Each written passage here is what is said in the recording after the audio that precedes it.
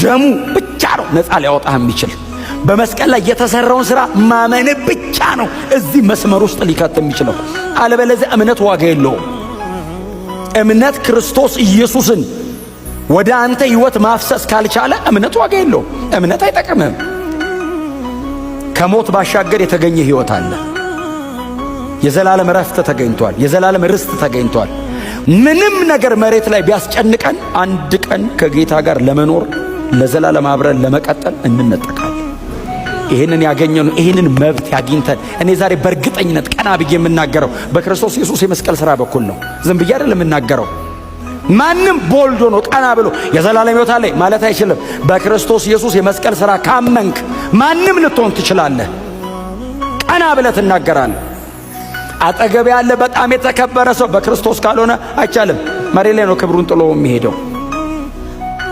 በጌታ ኮንክ ማንም ዞር ብሎ ላያይ ይችላል። ማንም ኖቲስ ላያረግ ይችላል። ማንም ቦታ ላይሰጥ ይችላል። ስታተስ በጣም ትልቅ ላይመስል ይችላል። በክርስቶስ ኢየሱስ ካመንክ በእግዚአብሔር ቀኝ ተቀምጠ የእግዚአብሔር ልጅ የመሆን መብት አለ። በቃ ከዚህ ውጪ መዳኛ መንገድም የለም። እዚህ መስመሩ ሰው መቀላቀል አይችልም።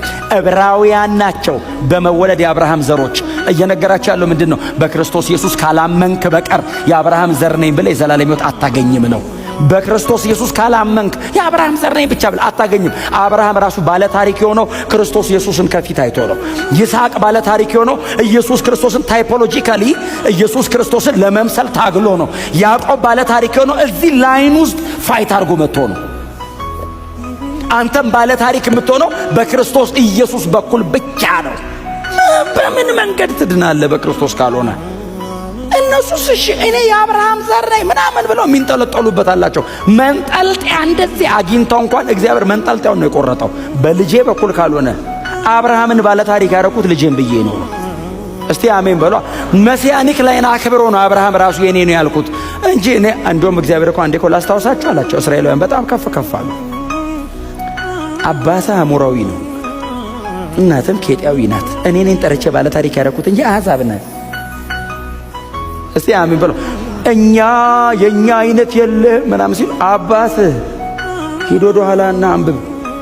አባት እዛ ከከለዲያ መንደር እኮ ነው የጠራው። ሰውዬው እኮ ጣዖት አምላኪ ነው አለው። አብርሃም የሚባል ሰው ሰንበድ ያደረኩት እኔ ነኝ። ኖበዲ ነው። እስቲ አሜን በሉ። ምንም ታሪክ የለንም ከኢየሱስ ውጪ። ምንም መመኪያ የለንም ከኢየሱስ ውጪ። ኢየሱስ መመኪያችን ነው። ሃሌሉያ! የለም ሌላ አይቻልም። በቃ እዚህ መስመር ውስጥ ተቀላቅለናል።